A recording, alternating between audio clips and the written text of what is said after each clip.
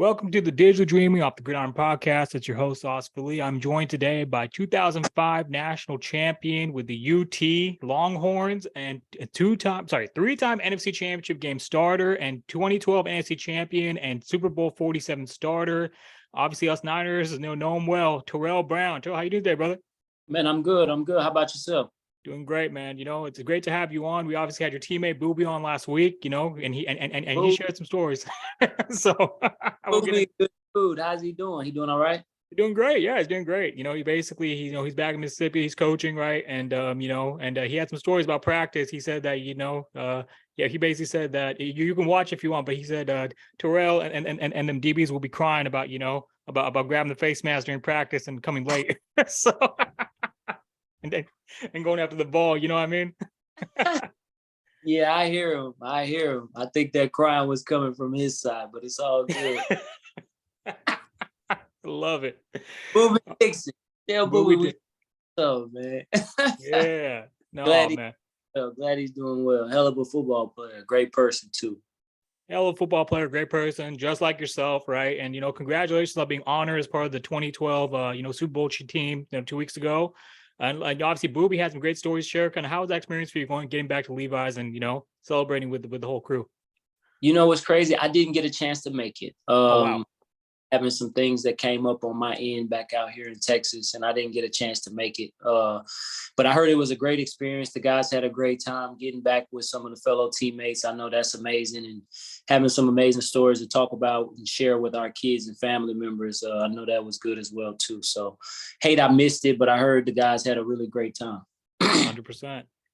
So we'll get right into it. Let's go and start off with your early life. So you obviously grew up in Texas. You went to UT, you're Longhorn. So kind of talk to me about your early life. Was football your first love, or how did you get into football?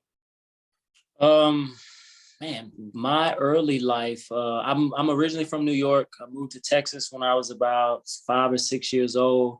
So being raised here, at first, they wouldn't allow me to play football because I was so young. So growing up, I didn't start playing football until probably about 7, 8 years old, something like that. And I played 4 sports growing up, all the way up until high school. And then once I got to high school, that's when I stopped playing 4 sports, and I only went and lettered in 3 sports. But yeah, football was always my passion. I really enjoyed the game. I loved what the team camaraderie kind of built and what it gave you as far as on the field and off the field. So yeah, I would say football was my first love.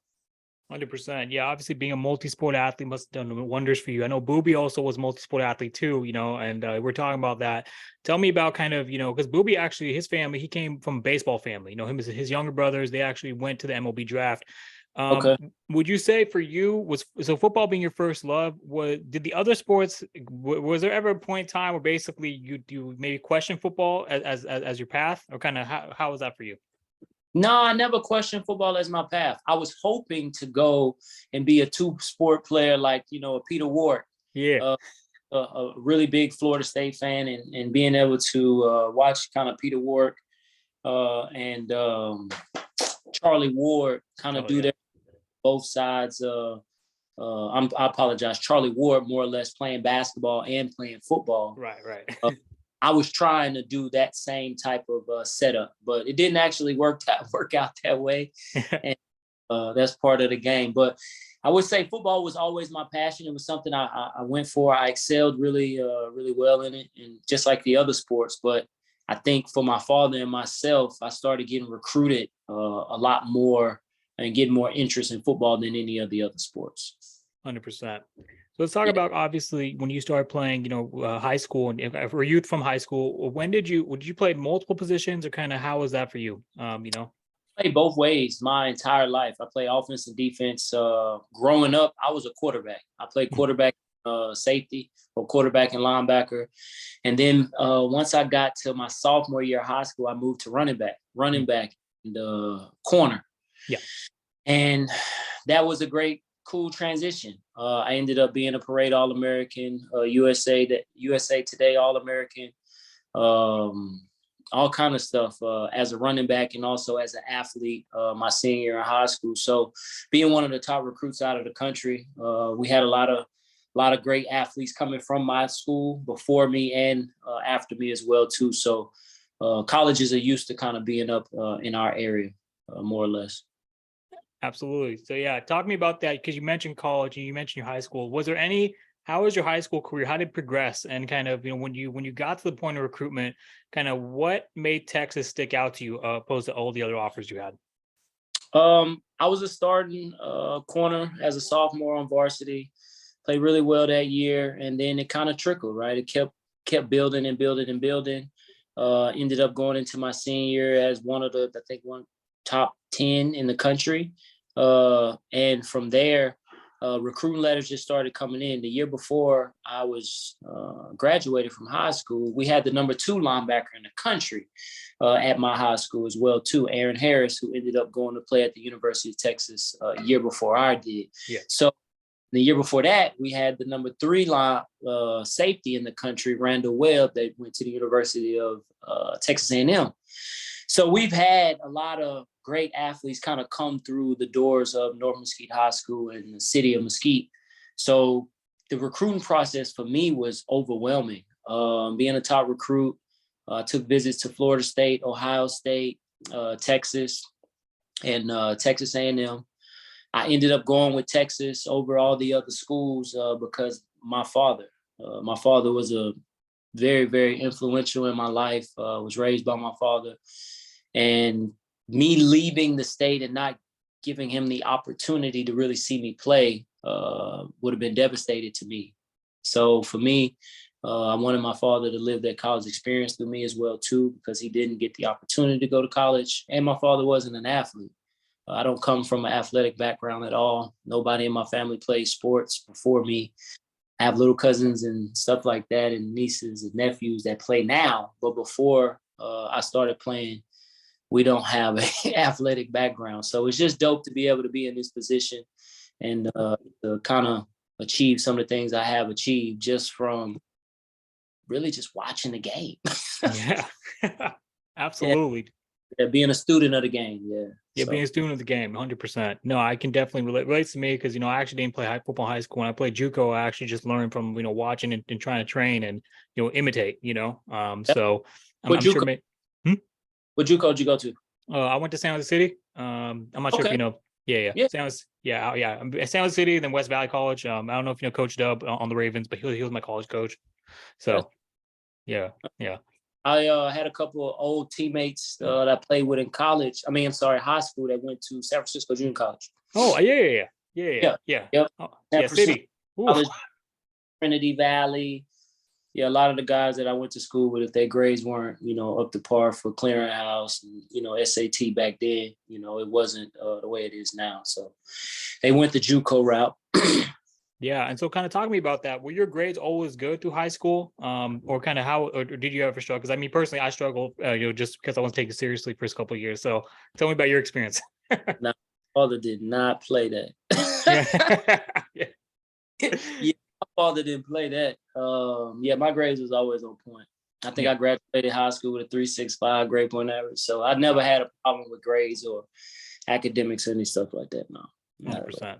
No, and like you said, having that model, I'm sure that, that role model could really help kind of anchor you, because Booby, when he was on last week, he mentioned his mom, being that anchor for him, take him to all the practices, take him to all the games, right? I'm sure you can relate in that respect, right? Oh man, my family sacrificed a lot for me. Yeah. My mother, my father, my stepmother included. And man, I'm forever grateful, right? I'm forever in debt for that. And they believed in me more than I would say I believed in myself. Anytime I was down, they always was there to encourage me. My support system was amazing. So just to have them there all the time, as far as competing as a young student athlete, it helps. So I would encourage anybody, that may be watching this or that may watch this ever, encourage your kids, be their number one support system and know that anything is possible through hard work and dedication. 100%. But now let's talk about, you basically talked about your high school career and, going to high school in Mesquite, where it's already kind of, a renowned name, for recruitment, right? And so when you stepped on it, what set Texas apart, and kind of when you stepped on, the campus for the first time, how was that experience like for you? I guess the first one setting Texas apart. Back then, the recruiting class was always number 1 or number 2 with Texas Miami back in the day. I was I graduated high school in 2003, so I was class of 03 to 06 at the University of Texas. So we always had the number 1, number 2 recruiting class the year or two before me and my year and the year after. So the expectations were very, very high. You know, you always going to have top players coming there, guys with big names, and you have to compete week in and week out, but also year in and year out. Nobody's job was safe, and we all had to make sure we put our best foot forward, not only just on the football field, but also in the film room and in the classroom, because any little bit, right, you didn't want that next man up to get an edge on you because he was just as good as you know. So from there, I think competition level, everybody's good, right? You go to a university where, at least in high school, right, maybe 1 or 2 athletes are the superior athletes above maybe some of these other guys. But when you go to University of Texas or a high D1 Power 5 school, everybody's good. Well, let me not say that. That's not true. Most guys are good. Everybody, but there are some guys who can really, really play. Right. And biggest thing is it's learning from the veterans, right? Learning from guys that came before me, being a sponge, you know, watching extra film, figuring out what it is I needed to do better as far as being a better DB. Because like I said, I played mostly offense. I played defense as well. I played both sides my entire life, but especially in high school, I was an offensive player. Right. And being a DB, I just went out there and covered the best guy. Hey, this guy's really good, go cover him. So trying to understand the game of, or the technique of a DB was different for me my freshman year, maybe than some of the other guys who had already had, you know, previous experience as a DB/corner. So that was probably my biggest adjustment, is really just trying to figure out, okay, understanding leverage, you know, understanding footwork, understanding line of scrimmage, understanding splits. I didn't know what none of that stuff was. I just was a great athlete. I could run, I could jump, I was fast, I was quick. I would just always just play man-to-man on a guy. So understanding that, learning concepts, learning coverages, that's probably was the hardest thing or the biggest adjustment stepping on the University of Texas campus for myself. 100%. And I think, you know, it's a really massive point you just touched upon, kind of adjusting to a new position. Because when you've been, you know, playing one side, I mean, you play both sides, like you mentioned, but when you've been kind of primarily on one side of the ball, you know, right, for so long, right, it's kind of, you know, then you have to switch over. Now, but we have many guests on the show, such as Chris Dishman, you know, also former NFL All-Pro corner, who was also a receiver. Then we got to, you know, when he got to Purdue, you know, his coach basically said, yeah, he's like, you're a pretty good receiver, but you could probably be one of the best ever, you know, at corner, right? And so, like, to your point about, you know, the technique, leverages, you know, kind of, you know, knowing how to play, you know, a press, knowing how to man, knowing how to, you know, your footwork, you know, your hips, your timing, you know, playing inside, outside, right? Being able to kind of, you know, be versatile and adjust, you know, it's a huge adjustment, right? Because, you know, you're, like you said, you're competing against such a saturated pool of talent, you know, who've been obviously playing this position, you know, at the highest level throughout, you know, 4 years prior to, you know, stepping in the UT campus, right? So. Sure. And then you got guys that are Biletnikoff finalists like a Roy Williams. You have guys like B.J. Johnson, Tony Jeffries, who else? Sloan Thomas's. You have David Thomas at tight end. You have Jermichael Finley at tight ends. You have Lyman Sweet at one receiver. You have a Jordan Shipley at another receiver. So we had a lot of guys that could play ball, and it was fun. It was competitive. And it was fun. And that's one thing I can say I miss more than anything. It's just the camaraderie and the competitiveness on the day-to-day that sports or football brings. You know what I mean? 100%. No, I miss it every day too. So let's talk about that. You mentioned kind of, you know, you're transitioning to a defense position. You mentioned some of the tough matchups you had, you know, in the Big 12. When your freshman and your sophomore seasons, this is obviously before, you know, and we'll get to the national championship season. Talk to me about those first couple of seasons and kind of what are some highlights you remember your first couple of seasons at UT? Freshman year, I remember OU kicking our tails. Yeah. I didn't know if we could curse out here, but yeah, you can, bro. No, it's all good. Out of us. And I just remember, like, man, we got to turn this around. You know, I didn't get much playing time. I was playing on special teams as a freshman at that time. They didn't want me to redshirt, and I was getting we were splitting time at nickel, me, and 2 other guys that were freshmen. So I just remember getting our ass kicked really, really badly. And we ended up playing in the Holiday Bowl.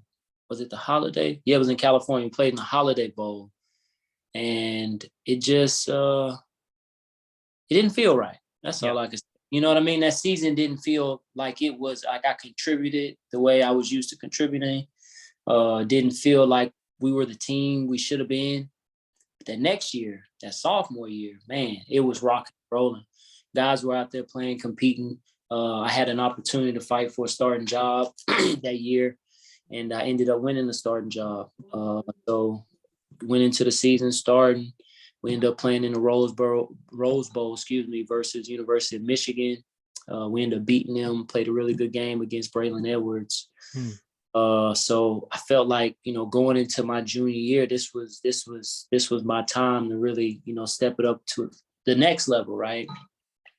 Had some interceptions that second year, but I felt like, okay, this junior year, I'm more comfortable at the position. I understand it. I see what they're trying to do. I see the deceptions, and I'm understanding offensive concepts. And that's the biggest thing, especially as a DB, is like understanding what they're trying to do to you, why they're trying to attack you, and where they're trying to attack you. Because there's a weakness in every defense, right? Right. Offensive coordinator and the D coordinator, that's how they go back and forth. Is who can find that weakness and who can hide that weakness, right? So for me, I started to understand that. We had a great D coordinator, Coach Robinson, and he just made it simple, but also taught the ins and outs and the X's and O's of the game. So I think my biggest jump was from my sophomore to my junior year in college, where I took a big step from not only a game standpoint, but I think from a level of knowledge standpoint too, by just getting more reps. 100%. And so let's talk about kind of your junior year now, right? Obviously, the big, that was the season, right? Was it junior year or was it sophomore? I think it was junior. Sophomore year? Yeah, the 05 season. Junior, yeah. Okay, so let's talk about that, right? So now heading into that season, obviously, kind of when did you in the preseason, did it feel like that team was special? And when did you guys kind of know? Because obviously one of the greatest teams, and we're gonna talk about the game, one of the greatest games of all time, bowl games. But tell me about kind of that off season and heading into the 05 season. We used the momentum from the last Rose Bowl. Yeah. Not gonna be funny, but when Vince said we'll be back, everybody's attitude in that locker room when he said that was like, hey, this offseason, we're going to turn it up a notch, Yeah. So as soon as the season ended, we went in, you get a little month or whatever you get off, and we went to work. And I could just tell the difference, not only from an attitude, but an energy standpoint. Our energy level was crazy that going into that season, from an off season and summer's program workout wise. I know for sure if Mad Dog was here, he would be able to tell you that our attendance was the highest it had ever been that summer, from guys not missing summer workouts. And I think that contributed to our team camaraderie and just how we played together, how we fought adversity, and how we was able to just go out there and play loose and play free because we were so confident in what we were doing week in and week out. 100%. And now we'll get into the season. All right. So, yeah, we just talked about, obviously, heading into the 05 season, like you said, accountability. And like I said, Mad Dog was here, and Vince obviously, we'll be back, right? And I love those quotes because, I'm obviously a UT fan. I visited Daryl K. Royal actually 5 years ago, and I got to put a picture in UT Stadium for all 4 trophies like this. So, I was rooting for y'all, even though I'm out here in Cali. But so let me. What was that? I said we appreciate it. No, I appreciate you. No, I mean, I appreciate y'all. I mean, I'm sure all the UT fans listening to this, if whoever it is, right? I'm sure that they all could definitely appreciate kind of what you guys were able to accomplish that season. Now let's talk about that season, because the 04-05 USC, 03-04 USC, Trojan football team, right? And I watched the documentary, right, about to the Texas and the 2006 Rose Bowl, right? And obviously, like, you remember kind of, the mid season, I think when you guys were, I think 9-0 or 6-0 or whatever it was, right? 6 or 7 on that epic roll. And basically, there was a pregame kind of, and then I forgot the chant was like, yeah, hey, Longhorns, do, y- do y'all love USC? Hell no. Do y'all like USC? Hell no, right? So Yeah. there was that collision course. It was just in the it was just in the making. It was just in the stars, right? So talk to me about kind of, were you guys always eyeing USC throughout that season, and kind of what was that like going neck and neck, and how was it like when you guys finally met in the Rose Bowl that year? I think we were eyeing them. I think we were focused kind of the task at hand, especially game by game, because at the time, Big 12 was a hell of a conference to play in. No disrespect to USC and what they did, but at that time, the Pac-10 wasn't the Pac-10. You know what I mean? The Oregons weren't the Oregons. The Stanfords weren't there like that yet. So USC was more or less, dogging everybody out. Everybody was playing. They had a close game against Notre Dame, which was a really crazy game. We had a close game against Kansas, which was a really crazy close game. So once we kept seeing the 1-2, 1-2, 1-2, we kind of figured, hey, if we went out, we're going to play against these guys. And what better opportunity for us to showcase who we are in Texas than to go against everybody these Hollywood boys. We used to call Hollywood boys. Hollywood. They're not really, with it. They ain't really rough and real. They don't come from where we come from. So we felt like, man, we get an opportunity to play them. Excuse my French. Forget those guys. You know what I'm saying? So that's where that little chant came from. BY, I really want to say BY, one of the other guys, maybe Albert Hardy. I don't recall off the top of my head, started that little chant, and there you go. And we felt like, regardless of who we played that year, we was going to find a way to come out victorious. Yeah. Yeah. So, and you mentioned obviously close matches, but in that Big 12 championship game when you guys won 70-3, I mean, I'm sure that must have felt good because you knew that after that point you're going to face USC in the Rose Bowl, right? Right, for sure. We beat Colorado. Wasn't it in Houston or something like that? I think something like that. Yeah. It don't matter. 73. That don't matter. 73. That was crazy. Yeah, 70 burger. Yeah, so, man. I think if we would have kept going, we could have put 100 on. Man, so Bailey set every record in the book, bro. Goddamn. Had a good squad, man. I think we had depth. That's one a lot of teams, especially college-wise. Back then. Now it's different, right? The game is totally different. That's big. But back then we had depth. We had two or three positions deep-wise that could have came in and still filled in that position and not have really lost a step. You know what I'm saying? And I think that's what helped us, right? We're scrimmaging, or we practicing against 5-star recruits. We're practicing against, our practice guy was Jordan Shipley. That was one of our receivers. You know what I'm saying? But running back was, who emulated? Ramon Taylor was doing a lot of the emulating for Reggie Bush. And we had other guys out there running around and doing all the same type of stuff. So we were used to speed. That's one thing Florida, Texas, and California has, is speed. Yeah. So wasn't really too worried about the speed, right? The biggest thing was, being able to make sure they didn't make a lot of big plays, But in that game, I think they had a lot of yards from an offensive standpoint, right? Back, forth.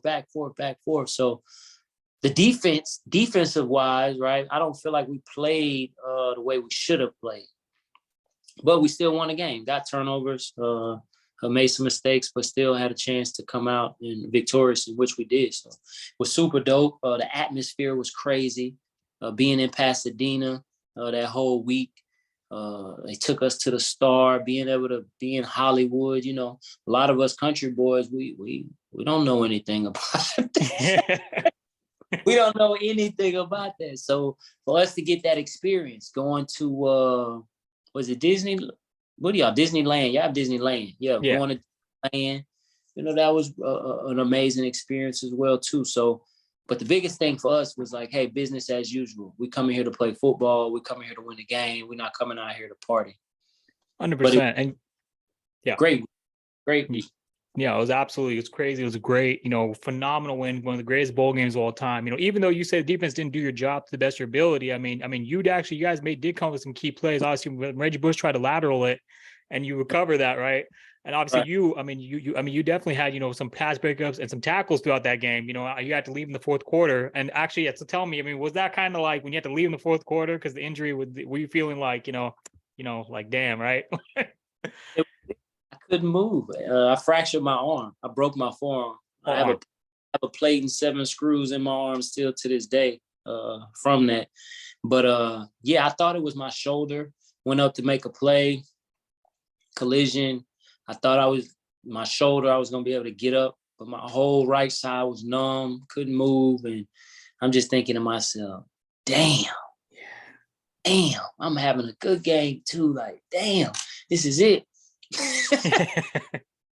This is it. But once I ended up, they took me to the locker room, and that was it for me. I watched the rest of the game on the TV, and I was getting a hard cast put on my arm, temporary cast, right before I had to have surgery, I think a few days later.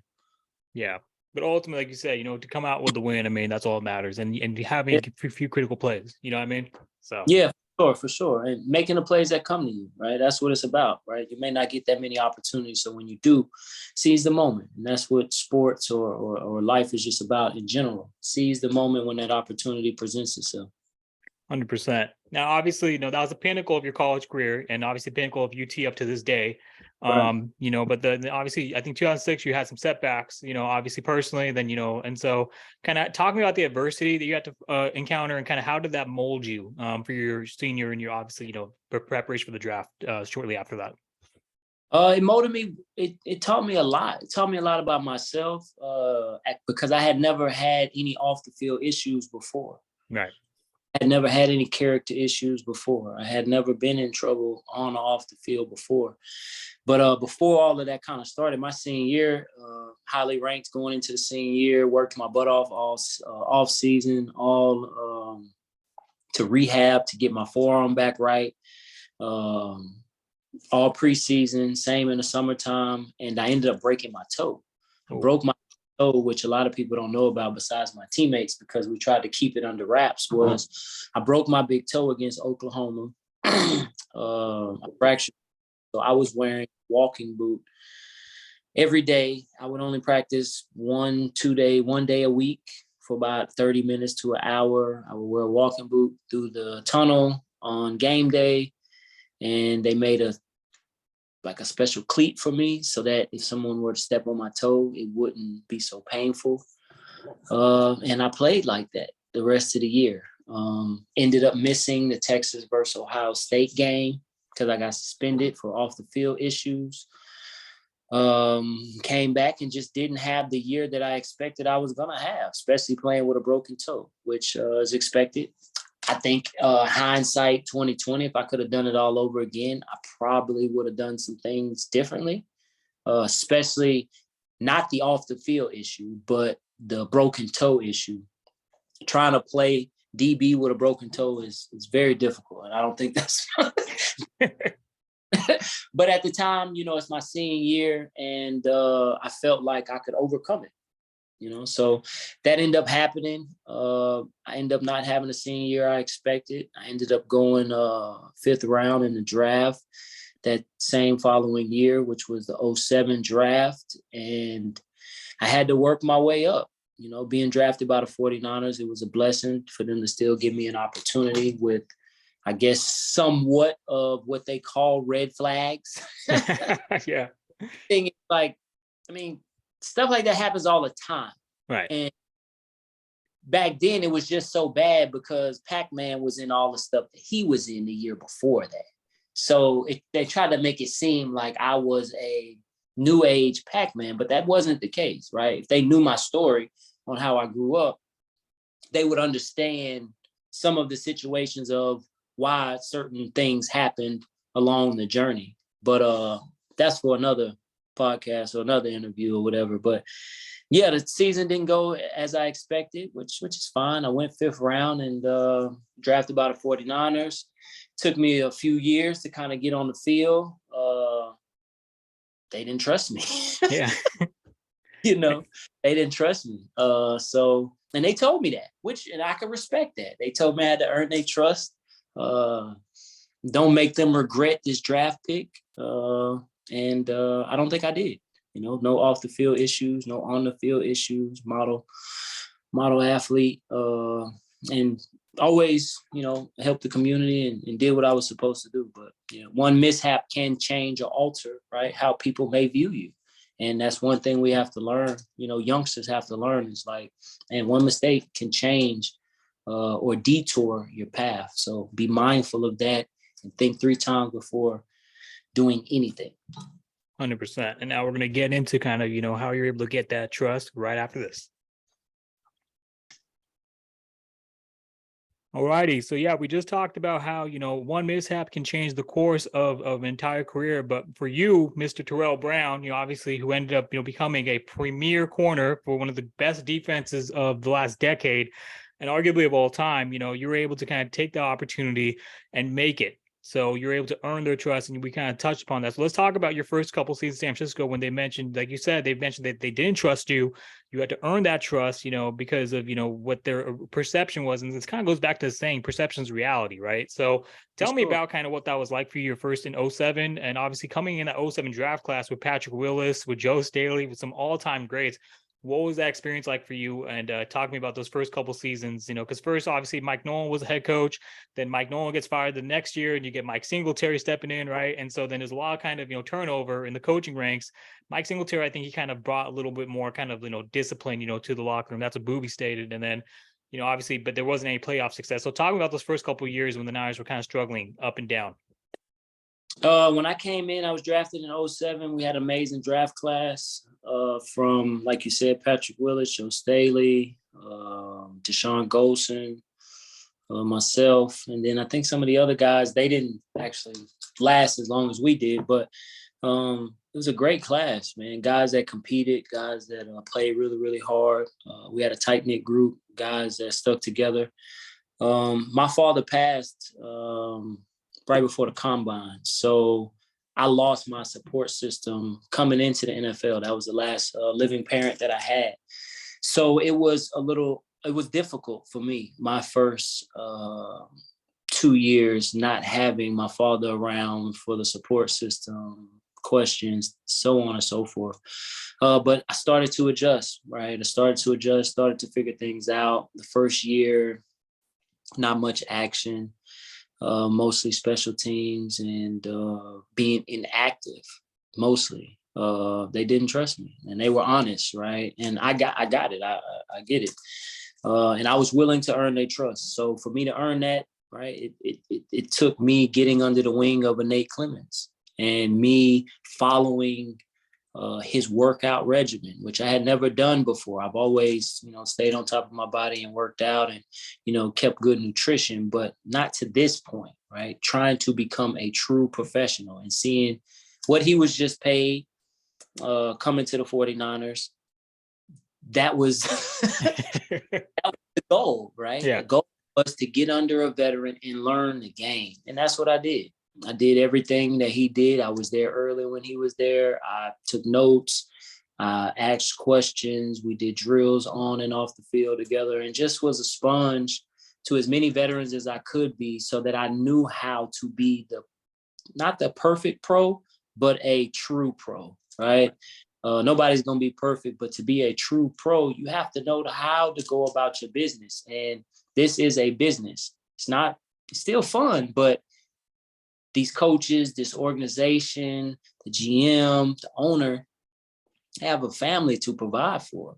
So at the end of the day, it's the best man up that's going to allow them to make sure their job or have some type of job security on the line. So starting to understand that took me 1 whole year to do that. The second year, things started to click for me. Now the team is starting to trust me more. They're starting to give me more and more responsibilities to allow me to go out there and showcase my skills. And I feel like I started to do that. Had flashes of good plays throughout the year 1 and year 2. And with Singletary being there. First, we had Tom Sula, though. Before we had Singletary, we had Tom Sula as a interim coach. Right.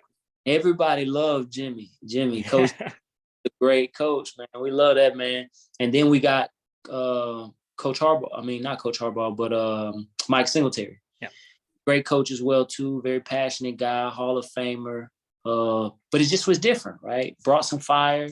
brought a lot of grit to the game, made sure guys were accountable. But I just think we were missing some pieces on the board from coaching and player-wise that wasn't going to get us over that hump. And then once we got there, we started to build somewhat of an identity, right? He helped build the beginning phase of that identity of a physical defense. Because before then, I don't recall the defense being a physical defense, maybe in the Ronnie Lott days. But when I say physical defense, I'm meaning the 07 to 2009, 8 or 9. Yeah. It wasn't the same, you know what I'm saying? But it was a great experience, man. I learned a lot along the journey. And that's the great thing about this, is that it was a journey. It wasn't like, hey, here's the key, go drive the car, right? I had to earn every step or every bit of playing time that I had, right? I ended up having to compete against my mentor, which was Nate Clemens, you know, and they made a competition out of it, which that's a different story, but that was hard. Right. That was hard and some type of adversity, because I've been asking this man questions for 2 or 3 years now. And now all of a sudden we're fighting for the same position. So that was difficult for me, but it definitely was a transition and something that I enjoyed along the way. 100%. And, you mentioned, kind of the difference in coaching styles. I think Boobie Dixon, he said that, he has memory of Jim Tomsula coming to the locker room and shirt off, and then his chest is all hairy, and he has like all these gold necklaces on. And then Boobie said, "Coach, why are you so hairy?" And he's just talking to everybody, right? And he's rowdy, So I'm sure, Tom was kind of like a player's coach, and Mike was more business. You know what I mean? Sure. Yeah. Tom Sula was a player's coach for sure. He reminded me of Harbaugh. Yeah, Mike Harbaugh, right. So tell me about kind of, when did you actually transition to a starting role? Was it under Mike Singletary and that kind of that new, style of coaching, or was that, obviously my situation? But when Harbaugh came in, he allowed it to be free game. He allowed it to be, man, I'm gonna let the best guys go out here and showcase their skills. Yeah. So that 2010 season on, right, we came off that lockout. We had a new coach, and I just felt like it was a fresh start, right? It's now they're not using the draft or what they were doing years ago to talk to me about trust, right? I've already earned that. I got that back, which I never lost it with them. It's like I didn't do anything. You're judging me off of something that was the past, but that's okay. That's fine. And I earned it. Now it's like, okay, I got a fresh slate. Let's go to work. He doesn't know me. I don't know him. Let's put my best foot forward. And me and Shante Spencer had a competition that year for the starting position, and I ended up winning that starting position and didn't let it go until I ended up leaving. Exactly. And, and like you mentioned about Harbaugh, right? He made an open competition. Boobie said it was like a college environment, and, he had the blue shirts. Everyone wears the blue collar shirts, right? And when we talked about UT and you talked about kind of competing against your mentor, obviously it just jolted my memory. Michael Huff, right? That 05 season, right? Thorpe Award, everything, right? Mm-hmm. Did that help kind of, shape your mindset and your mental toughness for the 49ers when you had to be kind of thrust in that situation? You know what? I think yes and no. Mm-hmm. It was a lot harder because my father wasn't alive. You know what I mean? Yeah. A lot. Didn't have that same support system. So I didn't have anybody to go to. Right. So a lot of people were able to call mom, call dad. I didn't have that. So now it's like you coming fresh into a whole new situation. Out on top of you just leaving college and now you're out on your own. But now you're making money doing this and you don't have your support system who's been there throughout your entire life or your entire career. Right. It's a big difference. So for me, it was like, okay, now I have to wear multiple hats instead of just 1 or 2 hats. Now I'm having to wear all these different hats that I've never worn before. So it was overwhelming to me for sure. Trying to balance out, paying your bills on time, your rent, your whatever, stuff back home, family issues, trying to help people, all those different things that come with not only being an adult, but being a young man, but also a young man that's coming into a few dollars. Yeah. You know, learning how to say no, right? Learning when to say no. You know, all those different things, and not having a fall guy, right? My father was always my fall guy. He called my dad. I don't know. Yeah. Shit, call him. Oh. So now you can't, who you going to put that on? I'm calling you, but I don't know. So for me, that was the hardest kind of transition. But to get back to the point you were saying, Coach Harbaugh and Coach Singletary, both players, they both played the game, but I just feel like more of a player's coach and one was more of a disciplinarian. And Coach Harbaugh was more of a disciplinarian. I mean, Coach Harbaugh was more of a player's coach, and Coach Singletary is more of a disciplinarian. Right. Yeah. So now we talk about, obviously, like you said, we transitioned to our World 2011, 2010 onwards, right? And obviously the 2011 season, Harbaugh's first year, and you guys, this is completely, unexpected by a lot of experts. Did you feel like that off season that you had something special? And kind of when it's like 8-1, 9-1, when did you really feel like, this team was just, gonna do something spectacular? I never felt it. Not in it, to be honest with you. We were just in it. I just felt like we was in it, right? It was like something was clicking every day. Guys were competing just like college every day. And it just reminded me of the UT college atmosphere. Yeah. Playing music in the locker room before practice, playing music before the games. Like that wasn't normal, right? Yeah. Like we had a disciplinarian before that, and it's all business. And everybody was all just so uptight, just tight, just walking around the building, just tight. And Harbaugh came in and just let a breath of fresh air. And we like, man, you can unbutton your shirt. Matter of fact, you can take your shirt off and have a good time. I want y'all to have a good time here in this facility so that you want to be here. Yeah. So that now you want to play here.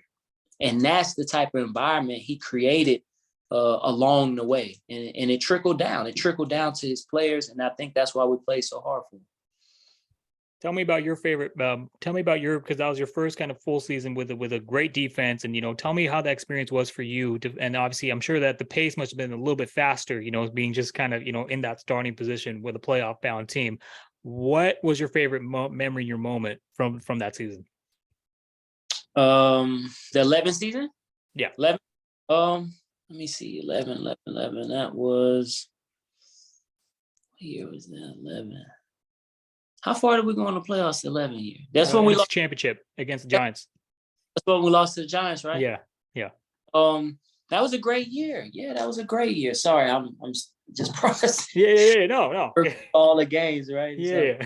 So, that was a great year. I don't recall what it was like day to day, but what I do remember is our work ethic was crazy. Yeah. I can't speak for the offense because I'm not with them. But when I say from a defensive perspective, from attention to detail, being on time to meetings, guys doing their assignments right, guys hustling to the ball, and guys not having mental errors, I think that was that year and the year after that had to be one of our best. Now, Fangio could tell you better than I could, but I just saw it, right? You could see the extra work guys putting in, the guys coming in early, guys leaving late, guys exhausting every bit of energy into putting in extra film, right? Even when we had days off, guys are still coming in to pick up their CDs, to sit in the film room and watch film so that we had one extra day of film work on our opponent. And that's one thing I can attest to having a great defense those 3 years was everybody bought in to the team or into the concept of what we were supposed to be doing week in and week out. Everybody.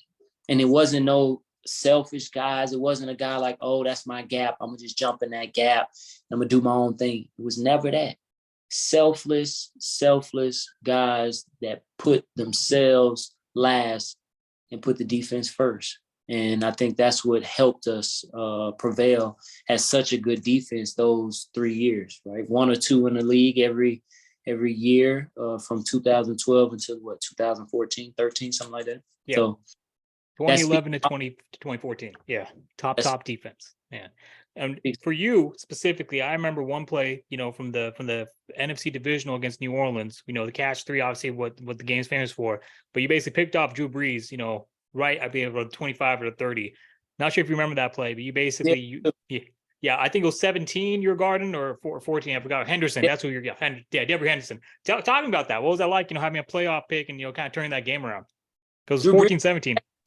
Brees from Texas. Yeah. So I got a little bragging rights, right? If I ever see about that. But that's always a good thing. I think anytime you can make a play to give the ball back to your offense, that's what we were there to do. Week in, week out was turnovers. Get the ball back to the offense. Who can get the most turnovers? Right? Who can get their hands on the most balls? And I just didn't want to be outdone by some of the greats that I had that was beside me, playing beside me or playing with me. You know what I mean? These guys is amazing athletes, Pro Bowlers, all the accolades in the world. But I didn't want my name to be forgotten either. So I wanted to make sure, when that play or opportunity presented itself, I just tried my best to seize the moment, and I did. That was a big play in the game. On top of some other plays that some of the my other teammates made. Deshaun had an interception that game. I believe Dante had a knockout hit in that game. And some other great plays that a lot of the guys on the defense made. So that was just one of many, but I could say that was definitely one of my favorite plays that I have made in the NFL career-wise, because that energy for that stadium was rocking in Candlestick that day, boy. Ooh-wee. Tony Montana. There's that blasted my kickoff. Hey, and then they brought a year later, or that same year, they brought out Future. Yeah. Our coach. Yeah. Harbaugh did that. Yeah. Yeah. So how many coaches doing it? No. Think about it. How many coaches gonna do that for your team and to hype them up and to hype your fans and the city up like that? Come on, man. That was electric. That was electric. I mean, that energy that night was crazy. I miss Candlestick a lot. I haven't checked out Levi yet, but I miss Candlestick a lot. Yeah, a lot of magic was lost Candlestick, unfortunately. But and now we get to talk about the next season, which is ultimately the Super Bowl drought snapping, at least from an appearance perspective, 2012 season. Randy Moss, came out of retirement to play to sign a 1-year deal. And, middle of the season, this guy right here became the starting QB. So let me first start off, obviously off season. Did you guys feel like, obviously coming off the NFC Championship loss, that there was extra motivation? And kind of, talk to me about that season when it progressed and kind of how it felt like. Because you mentioned obviously the defense was obviously elite, but the offense wasn't really elite, in my opinion, up to that point until number 7 took the helm and could show you what he could do with his legs and his arm. Right. That season, I think we felt like we fell short. So the off-season guys was working really, really hard. Same type of thing. Guys, attention to detail was there. Guys, attendance was there. A lot of guys were on time and just on it, right? And then I believe a lot of guys' contract year was that year as well too. Yeah. So a lot of guys had a lot to prove, or some guys didn't get paid what they expected to get paid. So they had a lot to prove. So they had to prove it on their shoulders. And I think a lot of times when you feel like you're the underdog, you always have something to prove, and you always gonna put your best foot forward, and you're gonna play like it's your last. And we did that year. Guys played their butts off. Guys were physical. Guys were flying around the ball. And I think great things happen when you fly around the ball and you physical. And we all know that for a defense. If you're physical and you fly into the ball, good things gonna happen. Yep, balls will come out. There'll be some that bounce up. There might be some that fall off people's chests. All kind of stuff. So I think the attention to detail was there, and I never fathomed that we were going to the Super Bowl though. I never was thinking that. I just was like, hey, let's go game for game. Me personally, I can't speak on nobody else, but I know I was just going game for game. And then as we started adding them up, I'm like, damn, okay, we're getting a little closer. And then once you get to playoff, but I think we had a bye week. Did we have a bye week? Yeah. We had a bye week first week, so that's always good. That's always good. Up because it's a physical season. You playing 16 of them, 17 of them. It's rough. Minus your bye week, you got 16 games. It's rough. So you sore. So you getting that extra week to rest. Come on now. Now we're going into week 2, playoff wise, and they beat up a little bit. We not as beat up. So for me, I felt like, man, we fresh. Guys healed. Guys was able to get that juice back in their legs, and it was on. And it just was a domino effect. Kaepernick came in, showed what he was able to do, what he was doing on the scout team versus the starting defense. He had been doing the whole time. You know, he was doing that against us. Not in the same manner, but he was doing that against us. And we were like, man, this guy can play if they ever give him a shot. And he got his shot and he made the most of it. He went out there and balled. He played really, really well. Really well. 100%. Let's talk about you balling, right? Because you give all the credit to the team. Let's talk about some of your personal highlights. Obviously, you picked off Larry Fitz, a few times that season. So tell me, what was your favorite kind of highlight from that year? I think it was that one. Playing against Arizona was always, for me, it was always personal. Yeah. It was always personal. I don't know why, but it just always was personal. So that one, the one against the Saints, which was a year before, the one against Green Bay was a good one. My biggest one, I'm not gonna lie, was the Super Bowl, right? Yeah. Getting the opportunity to make a play like that, give the offense the ball, and make a name for myself, right?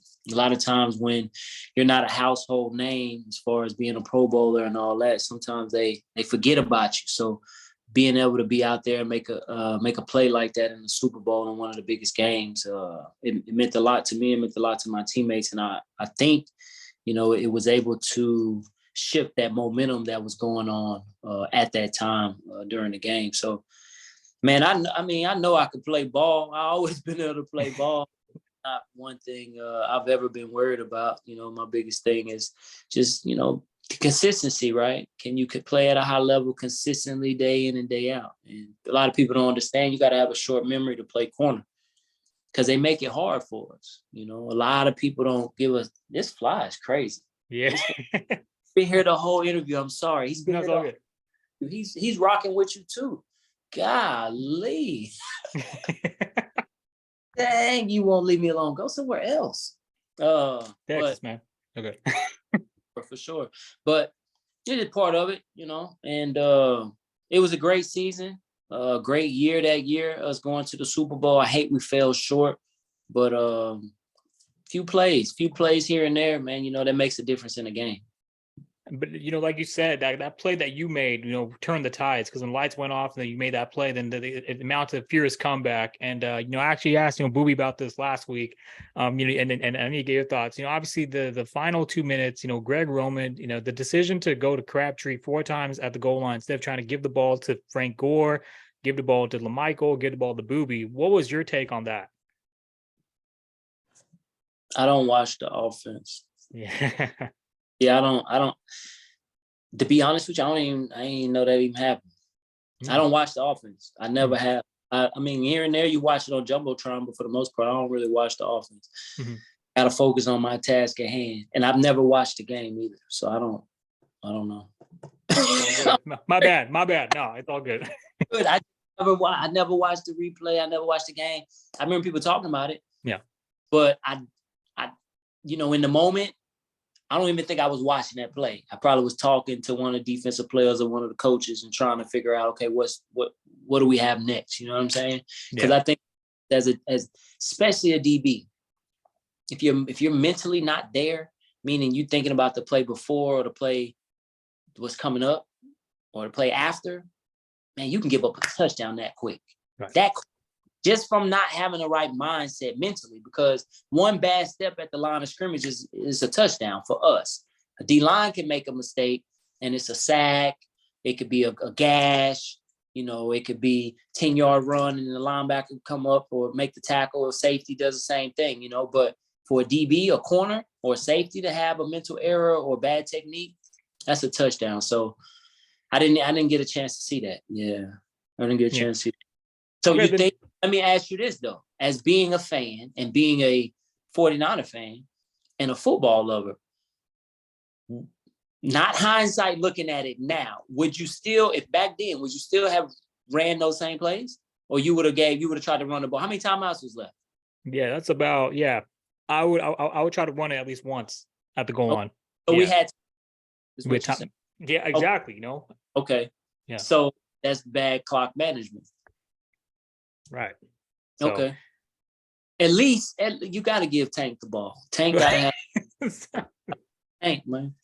Tank got to have the ball. That's one guy you got to get a ball to. Frankie G. Tank got to have the ball. But I didn't know that. Like this, you telling me something new. Yeah. Yeah, I didn't know that. So we threw the country 3 times in a row or 4 times in a row. Wow. And that was against what? Jimmy Smith, right? Yeah, Jimmy. I didn't know that. Wow, you taught me something new today. I need to go watch the game. Yeah. I didn't know that. I think he wished he would have had that back, maybe.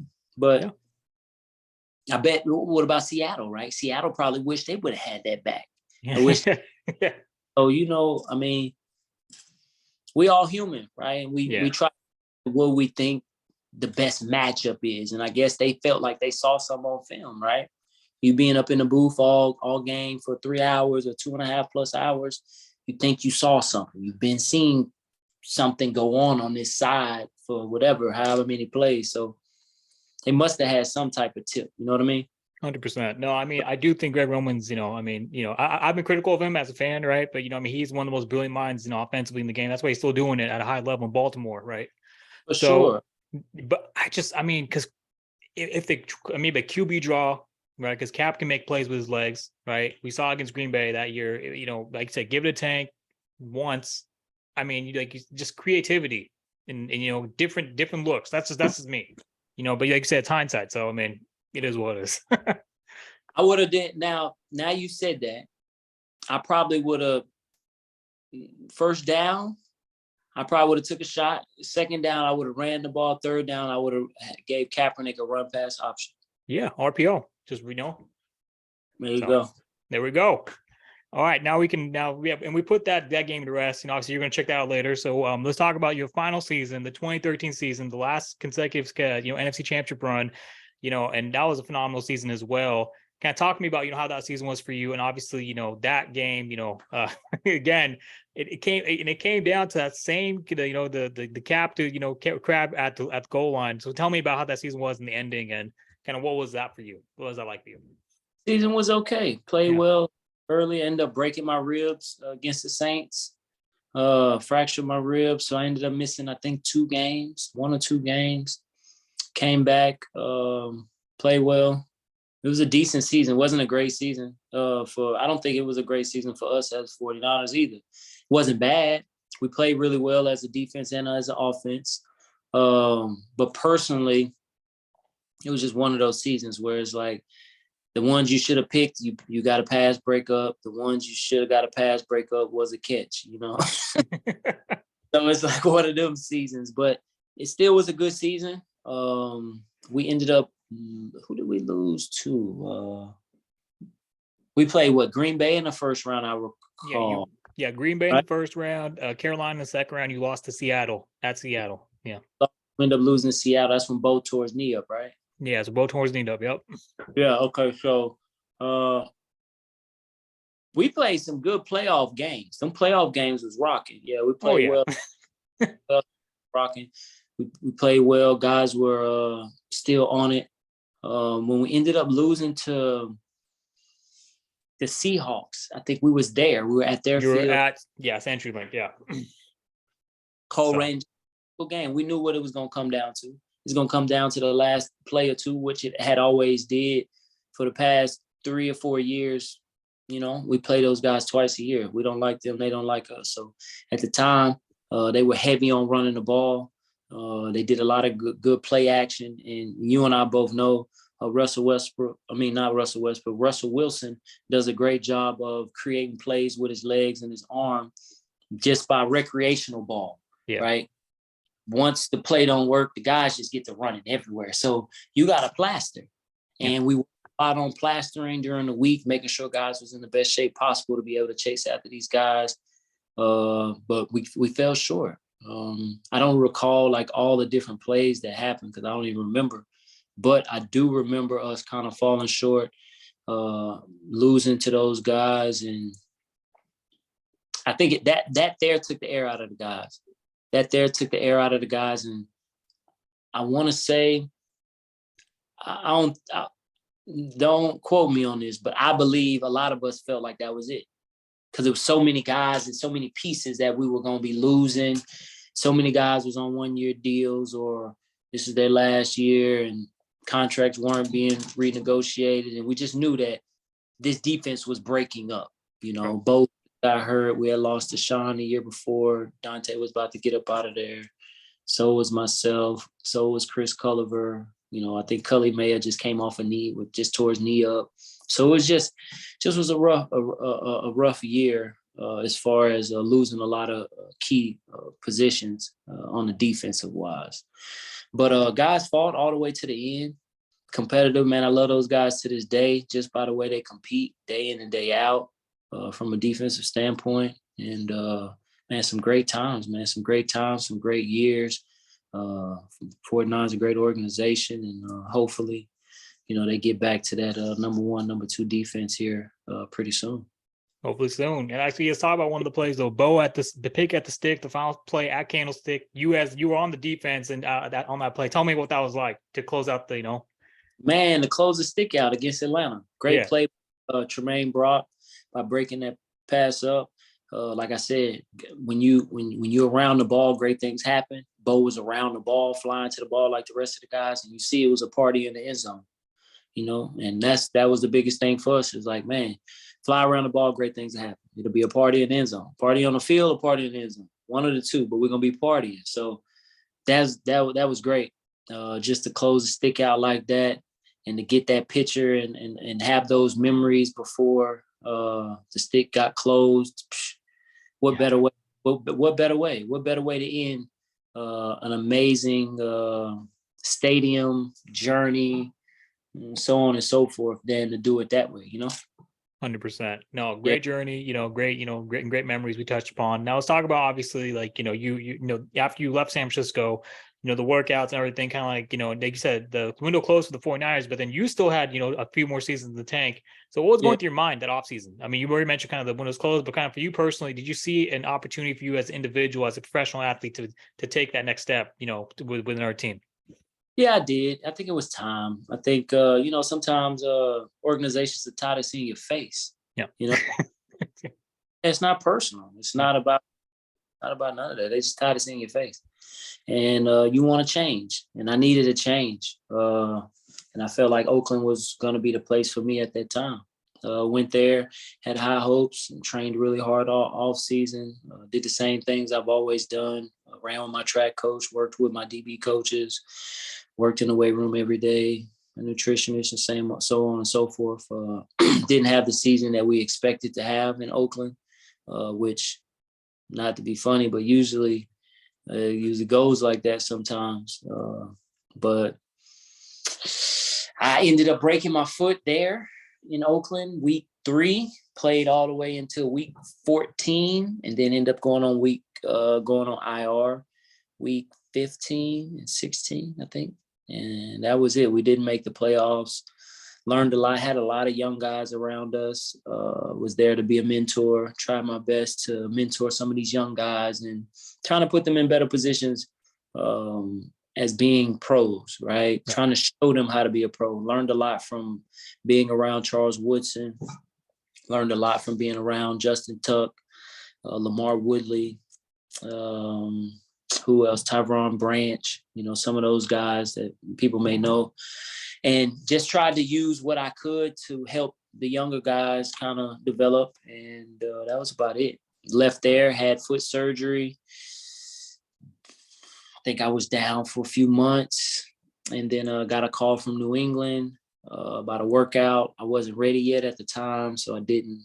I told them I needed about another month and a half. I worked out with them for about 2 days. I worked out for 2 days there in New England, a week before training camp of 2015. Did that, gave me an invite, or more or less a contract, and gave me an opportunity to fight for a starting job. They told me when I first came in that I was only really going to be fighting for a nickel job, which was understandable with me coming off of a broken foot.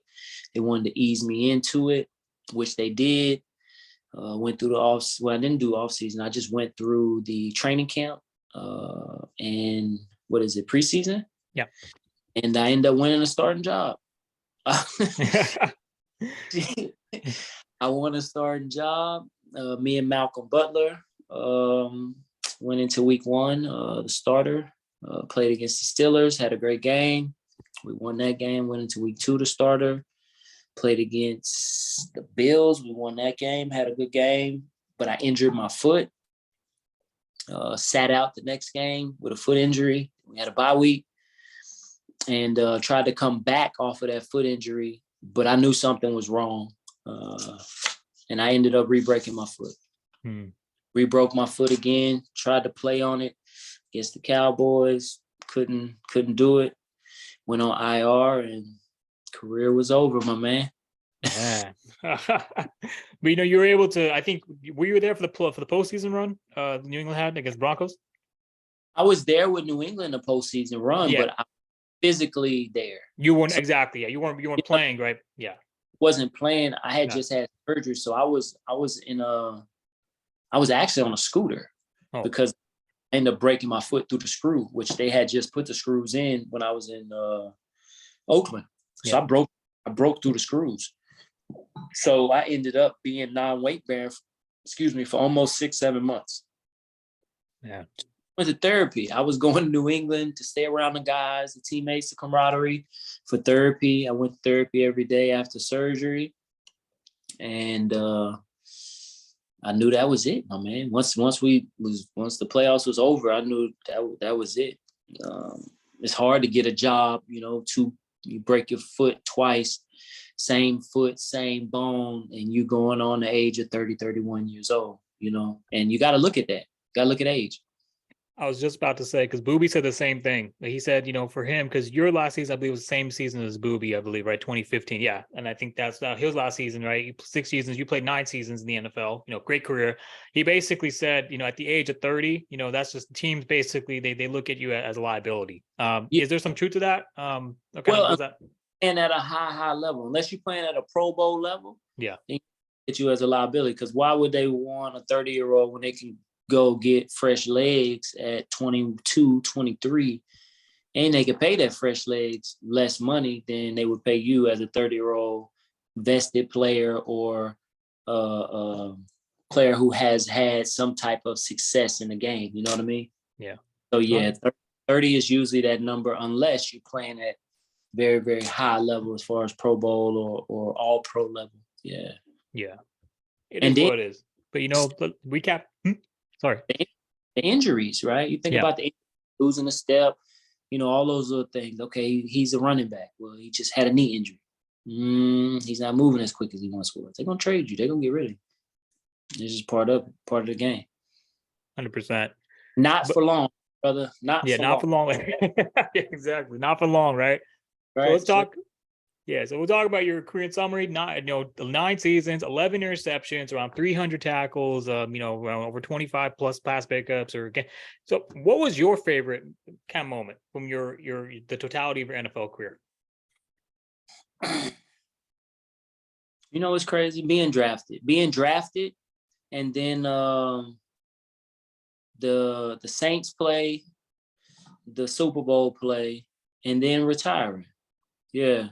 Not to say this, where I come from, man, it's a blessing to be able to be here still. Yeah. And both of my parents are deceased. I've never had a relationship with any of my grandfathers, and they're deceased as well too. So to not have a sports background and to be able to make it in the NFL was a blessing. My father was a truck driver. My dad drove buses for the city of Dallas. So I come from that. To be able to play sports at the highest level and people to know my name at the highest level and having my jersey retired and being in the Hall of Fame as a high school student athlete in my city and all these different things, I think for me being able to get back to my community, holding camps every year. We've been holding free football and cheerleading camps for 11 plus years. That's been my biggest blessing, changing these other kids' lives. Some of my young athletes who I threw camps for when they were in elementary school, they're playing D1 football right now. You know, I got Mississippi State. I got one that was at Ohio State. I've had a couple other ones, Colorado, Texas, Michigan State. So to see the young pups come behind me make it, that's what it's about. That's what it's about. And them sending me pictures of when we was at the camps and them taking pictures with Navarro Bowman and them taking pictures with Deshaun Golson and them taking pictures with Michael Huff or Michael Griffin or Aaron Ross and all these different guys, man. This'll last longer than any of this stuff that I've ever done. That'll go so much further, because I pray those kids will do the same thing for the youth when they, you know, make it, or even if they don't make it, right? They'll still do the same types of things that we were doing in the community. So for me, that's been my biggest blessing. 100%. Yeah. So anything else to close out, kind of, you know, you mentioned kind of, you know, everything you're doing off the gridiron, everything you're into now, kind of what would you want to close out with, you know, for anyone watching? Man, to all the kids that are watching this, never give up on yourself. Hard times never last. Tough people do. Tough times never last, but tough people do. I've been through my fair share of ups and downs along the journey of life. And that's the great thing about life, is it's a journey, and it won't always be up. It won't always be down. You will have hurdles and obstacles along the way, but the adversity builds character. And I'm a living testament of that. And that's one thing I can say, is that I'm consistent, I'm dedicated, and I never quit.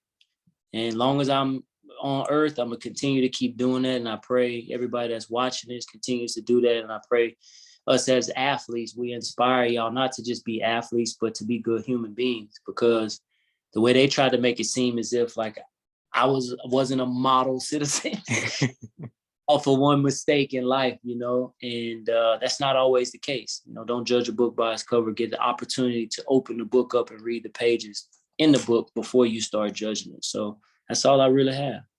100%. You know, Tarell Brown, 9-year NFL veteran, four championship games, you know, it's a Super Bowl starter, you know, playmaker, you know, a national champion in Texas. And obviously, like you said, you know, like he said, rather, you know, inspiring and, you know, giving back to the community off the field, off the gridiron. Tarell, man, really it was great having you on today. And hopefully we can do this again soon, brother. Man, thank you so much for having me. I appreciate you, and good luck to your team, our team, and good luck to your podcast. I wish you and your guys nothing but the best. Appreciate you, man. Thank you. Thank you.